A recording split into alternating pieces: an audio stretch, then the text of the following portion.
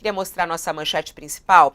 Farmácias estão vendendo 15 anos de dados seus para você receber anúncio. E a repercussão já disso. Remédio para engravidar pode direcionar até propaganda de carro nas suas redes sociais. E como você pode ver a farmácia, né? Como você pode saber se a farmácia sabe e sabe o que sobre você e como você pode pedir para pagar os dados. Esse é o conteúdo dessa reportagem da Amanda Rossi de hoje, o que a farmácia sabe sobre mim. Ela já está conosco aqui ao vivo e a gente convidou a participar também o Dr. Gonzalo Vecina, que é o nosso parceiro de sempre aqui do All News, para que a gente possa falar sobre isso. Olá, Amanda, parabéns pela reportagem, excelente reportagem e que deixa a gente muito assustada, né, na verdade. Bom dia. Bom dia. De te deixar assustado mesmo. Eu fiquei bastante surpresa, Fabiola. É algo que, como consumidora, eu sempre me incomodei. Todo mundo tem a experiência, né? Já teve ou tem, quando toma remédio contínuo, a experiência mensal de ir na farmácia e ter que dar o CPF para ver o preço, às vezes cair 50%, 60%. Então, a gente não tem muita opção, a gente Não tem. dá o CPF. E o que acontece? Como que pode um setor da economia oferecer tantos descontos e o que eles fazem com os nossos dados? Então, essa reportagem, a gente mergulhou nesse assunto para tentar descobrir o que acontece com o nosso CPF e por que ele é exigido. E aí a gente viu que 15 anos de informações sobre a saúde são mantidos nos bancos de dados da maior rede de farmácias do Brasil, que é a Raia Drogazil. É a mesma rede. Você vai na Droga Raia, você vai na Drogazil, é a mesma rede, e eles têm armazenado um banco de dados com 15 anos de tudo que a gente comprou. Então, eu até brinco na reportagem que no Dia dos Namorados de 2009 eu estava gripada. É claro que eu não me lembro disso, mas é tão detalhado o banco de dados que ele registra desde o cotonete até o medicamento de receita controlada que a gente comprou nos últimos 15 anos. E aí, a Raia Drogasil, ela criou um braço de anúncios chamado RD Ads, que está comercializando esses dados para vender anúncios. Então, é uma primeira forma de uso desses dados, mas os especialistas até se preocupam com o que pode acontecer com tanta informação muito sensível sobre nossa saúde sendo armazenada. Então, a gente tem ali um banco de informações muito precioso a nosso respeito, tem o risco de vazamento, tem várias outras empresas na área de tecnologia de saúde muito interessadas em entender o comportamento de saúde do consumidor, comportamento de saúde e o comportamento sexual, porque são duas informações extremamente sensíveis a nosso respeito que estão nesses bancos de dados, porque a gente vai na farmácia também para comprar camisinha, para comprar anticoncepcional. Então, são duas informações de saúde, informação de comportamento sexual, de 48 milhões de pessoas. Esse é o tamanho do banco de dados que a gente está falando. E 48 milhões de pessoas representa uma de cada 5 pessoas da população brasileira. E para a gente ter uma ideia de como isso é um volume gigantesco de informação, a Farmácia Popular, que é um programa de medicamentos do governo federal, que atende o Brasil inteiro, né? Então, muito maior do que qualquer rede privada de farmácia no Brasil, ano passado ela montou um banco de dados de 22 milhões de pessoas, com a disposição dos medicamentos no âmbito do Farmácia Popular. Então, a gente está falando aqui de uma empresa privada, a maior rede de farmácias do Brasil, com 48 milhões de pessoas nos seus bancos de dados e até 15 anos de informações sobre a saúde. Então, no meu caso, por exemplo, eu vejo todas as doenças que eu tive, eu vejo a mudança do meu comportamento sexual, eu tomava pílula, deixei de tomar, então são informações muito sensíveis que estão ali no âmbito de um número muito grande de E, pessoas. e é por isso que a gente chamou ele ali, ó. Ele aparece com as suas barbas, toda a sua sabedoria e conhecimento, Dr. Gonzalo Vecina. Uma honra tê-lo aqui no nosso All News. A nossa audiência já tá. Ai, um abraço pro Vecina, ô saudade. Vecina, bom dia. Eu tô escandalizada com essa reportagem da Amanda, me sentindo invadida, vendida e roubada. O que isso significa? É a nossa intimidade, a nossa saúde, o nosso histórico de saúde. Isso não é proibido. Essa nossa relação com a nossa saúde é uma coisa tão íntima. O médico também não tem autorização de revelar isso. Como é que a farmácia pode ter tudo que a gente tem e ainda vender para outras pessoas? Bom dia, Fabiola. Bom dia, Amanda.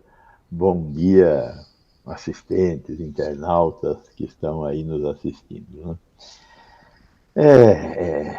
Eu acho que a gente. Eu já estou com meus 70 anos, né? Então eu entendo um pouco dessa surpresa toda, porque é um somar de efeitos que a gente está vivendo, né? Essas informações, elas há muito tempo interessam ao comércio. Eu comecei a trabalhar com vigilância sanitária em 1998. Em 1998, as farmácias já vendiam essa informação para duas grandes empresas que fazem coleta dessas informações e entregam essas informações para a indústria farmacêutica. A indústria farmacêutica baliza suas vendas, seus preços, por essas informações que são passadas para as farmácias, são consolidadas por essas empresas que trabalham com dados para a indústria farmacêutica. É óbvio que, de vez em quando, também o governo vai lá e pega os dados dessa. O compromisso das empresas, dessas empresas que coletam esses dados, é não entregar para o governo. Mas o governo acaba tendo acesso a esses dados por vias transversas. Mas esses dados sempre foram coletados, aqui no Brasil e fora do Brasil. Agora, o uso deles é que era diferente. Orientar a indústria é uma coisa mais sadia do que orientar quem vende carro. É uma discussão interessante. Até agora, essa discussão nunca teve espaço para ser realizada. Aí, de repente, o instrumental de processamento desses dados e de venda desses dados se transformou muito com essa explosão do uso de computadores, de tecnologia da informação, inteligência artificial, machine learning, enfim, essa transformação no mundo digital e essa exposição das pessoas a partir de grupos que querem vender coisas e conseguiram enxergar através, por exemplo, de se está grávida, se não está grávida, se toma pílula, se não toma pílula, diversas possibilidades de aumentar suas vendas. É um mundo novo e é um mundo distópico. E esse mundo novo e esse mundo distópico exige novas atitudes, né? A Lei Geral de Proteção de Dados, enfim, tem coisas que nós vamos ter que atualizar, já deveríamos ter atualizado, mas precisamos da Amanda para fazer esse alerta à Mas não é população. proibido, doutor Gonzalo? É isso que eu fico pensando, porque isso é uma questão, claro, que a gente tem que falar da Lei de Proteção de Dados, a Amanda traz isso na reportagem, mas do ponto de vista de saúde, isso não é proibido? Essa intimidade do histórico de saúde do paciente? Veja, esse dado é um dado que está sendo coletado. Eu não sei quando começou. Eu sei que quando eu comecei a mexer com vigilância sanitária, 1998, isso já era coletado e era passado para as indústrias. É um dado que a farmácia capta e a farmácia passa para a indústria. Isso permite à indústria conhecer o mercado de varejo. Além do mercado de varejo, tem o mercado institucional, compra de medicamentos por hospitais, que a indústria também acompanha. Então, a indústria quer saber o que está acontecendo, quem está comprando o quê. O nome do paciente pode ser revelado nessa atividade quando tem uma receita médica. Quando não tem receita médica, o nome não será revelado. A maioria das compras são feitas sem receita médica, mas mesmo assim existe um componente importante de receita médica, porque tem muitos medicamentos que só são vendidos exclusivamente com receita.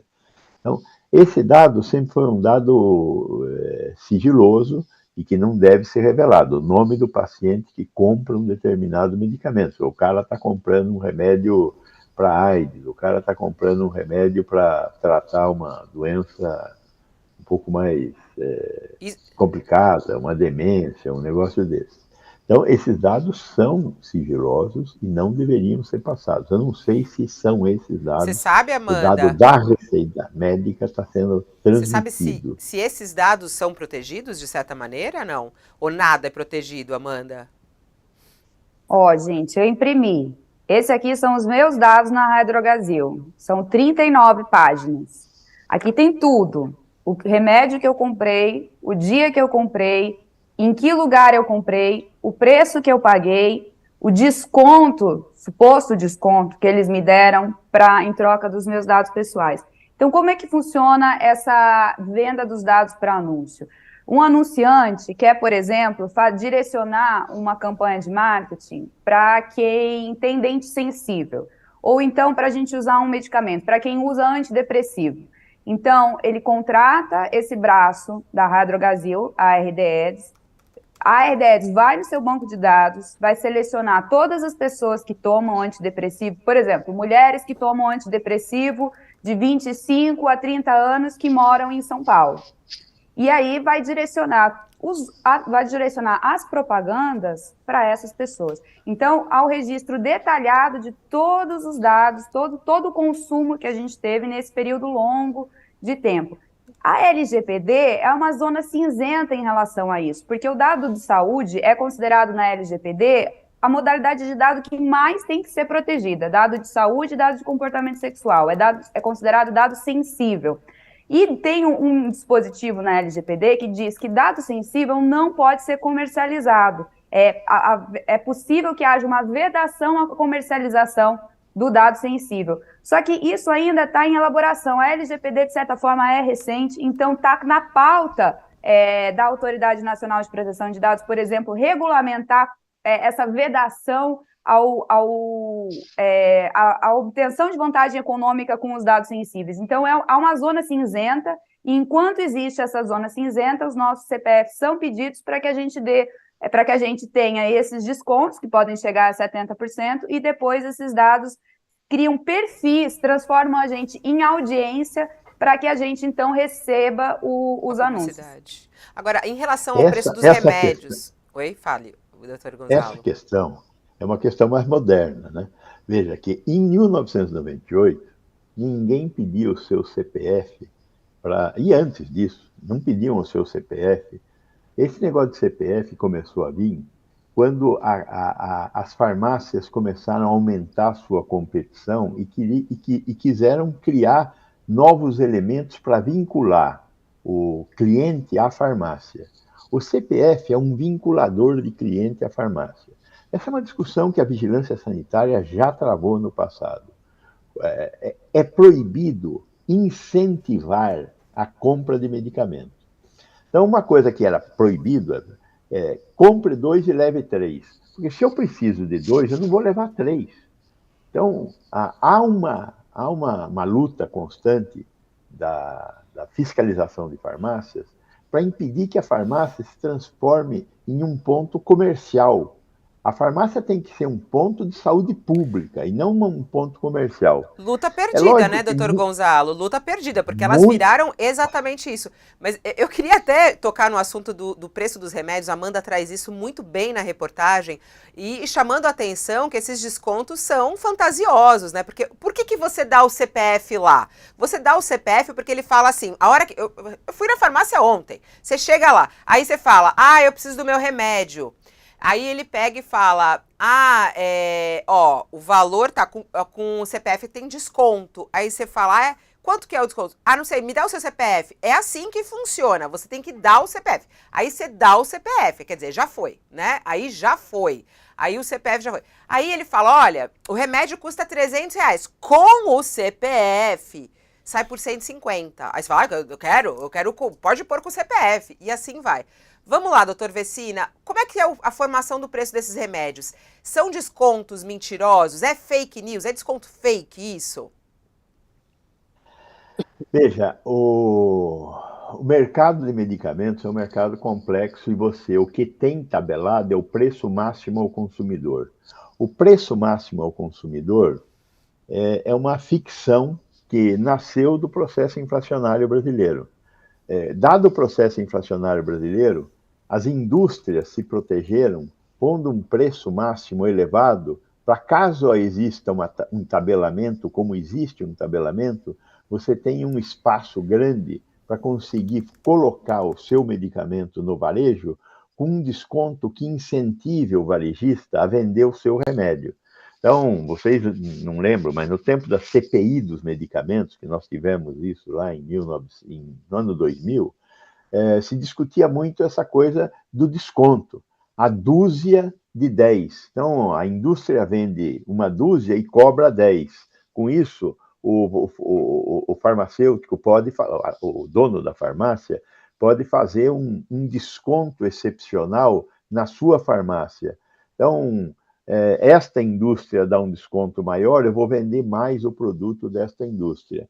Esse comércio é um comércio que a Anvisa lutou muito para tentar controlar, para diminuir o aspecto comercial e melhorar o aspecto saúde pública nessa questão, mas nós, como você bem disse, perdemos a batalha. E eu acho que é hora de recuperar essa batalha. E essa batalha diz respeito a como deve funcionar o estabelecimento farmácia. Hoje você tem farmácia vendendo ração de cachorro, tentando imitar as drogas que existem nos Estados Unidos, as vendedoras, as big lojas de vender de tudo nos Estados Unidos.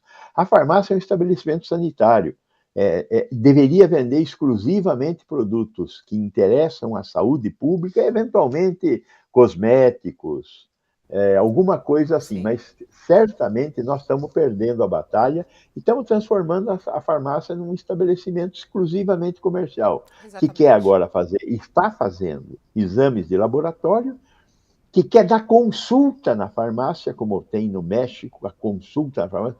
O sujeito tem um médico na farmácia que receita o remédio que vai ser vendido pela farmácia. A farmácia quer ter marca própria. Então, a droga Raia, por exemplo, ela tem lá uma marca chamada Nides. É a marca dela. Você vai lá no esparadrapo, tem esparadrapo Nides. É a marca da farmácia. A Droga São Paulo tem uma marca dela. As grandes redes têm suas marcas próprias. De medicamento ainda não, de medicamento ainda é proibido, mas desses outros produtos, particularmente esses que são usados no cuidado diário, está cheio de marca própria. O que a marca própria faz numa farmácia? Ela incentiva a compra daquela que é a marca própria dela, né? Vai pôr na altura do olho, vai fazer um monte de coisa.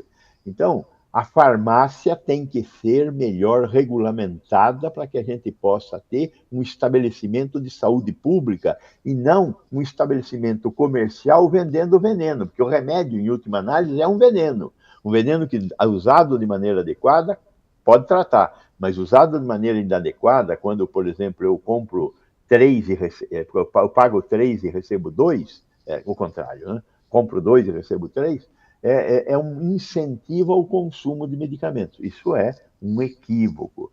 A vigilância sanitária sozinha já perdeu essa batalha para as grandes redes de farmácia. Está acontecendo na prática. Doutor Vecina precisa desligar porque ele tem aula. Obrigada, doutor Vecina. Um beijo, saudades. Até.